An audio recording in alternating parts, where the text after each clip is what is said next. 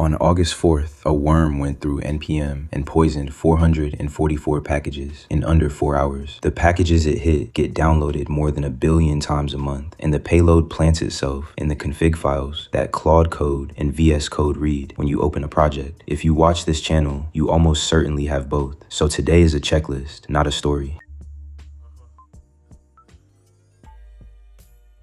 One quick thing before we get into it. If you get something out of these breakdowns, subscribing helps more than it looks like it should. It grows the channel and it feeds straight back into what I'm building on OA. Most people who mean to hit that button never do. And keep the comments coming the whole way through. If a part doesn't make sense, ask and I'll answer. And if there's a story you want me to take apart next, that's where to tell me. All right, let's get into it.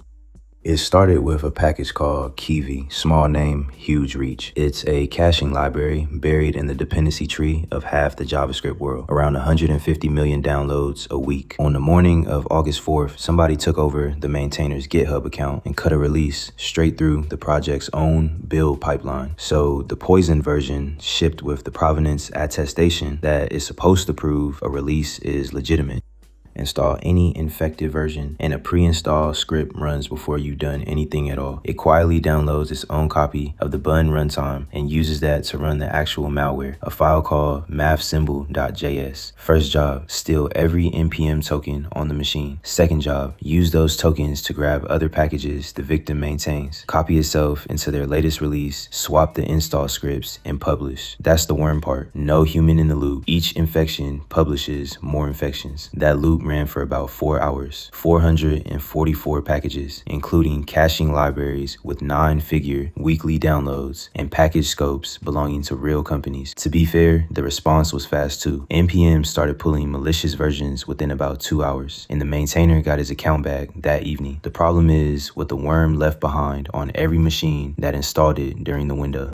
Here's the payload that made me pick this story. The worm writes 5 files into your repos. In .Claude, a settings file with a SessionStart hook. That hook fires every time Claude code opens the project, and it runs a script the worm dropped in your .vscode folder. Then in .vscode, a tasks file with a task called environment setup set to run on folderOpen. Open the project in vscode, and it runs a script sitting in your .Claude folder. Notice the cross. The Claude hook runs the vscode script, and the vscode task runs the Claude script. Clean one file and the other one puts it back, and this didn't stay on infected laptops. The worm committed these files into GitHub repos through the API, so a teammate cloning a clean looking repo and opening it in their editor gets code execution without ever touching npm. It drops rule files for Cursor and a settings file for Gemini 2. Same idea.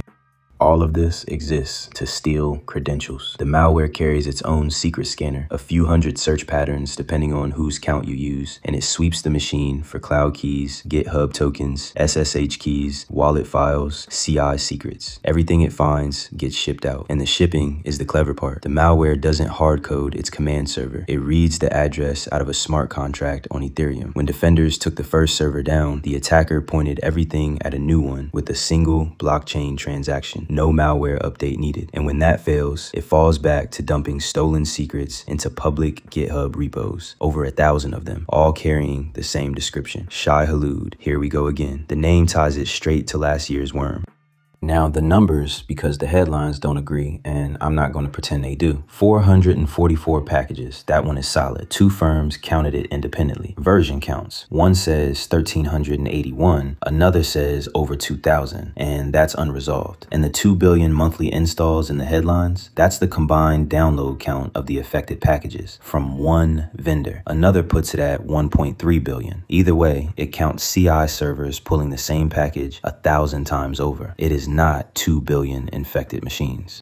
One correction while we're here. There's a CVE number circulating that supposedly belongs to this attack. I looked it up. That CVE is a different incident from May, the Tanstack compromise. As of today, there is no CVE for this worm at all, and no official statement from GitHub or NPM confirming the totals. Everything we have is researcher reporting. It's good work, but hold it with the right confidence.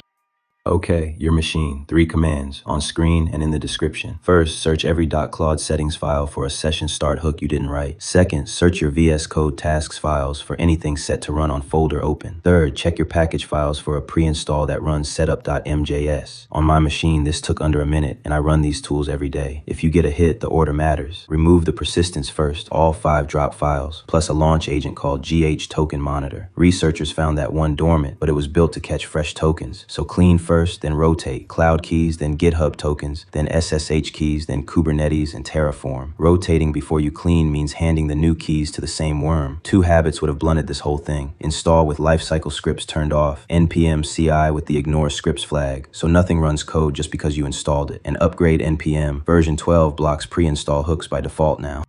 As of today, there is no all clear. The advisory out of Singapore updated this morning. Researchers still call it active, and the attacker still controls that Ethereum contract. I'm not going to tell you the ecosystem is safe. I'm telling you the check takes 1 minute, and the commands are in the description with the full source list. Go run them.